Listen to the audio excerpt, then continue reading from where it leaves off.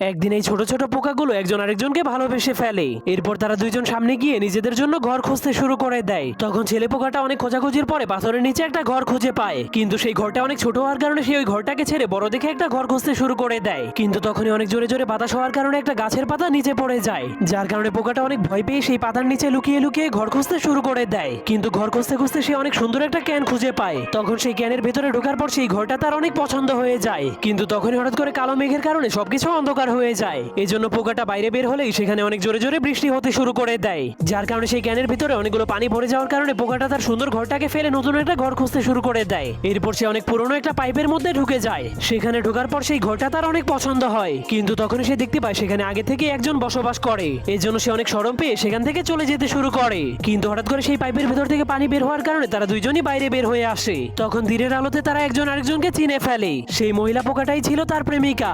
এরপর তারা জঙ্গলের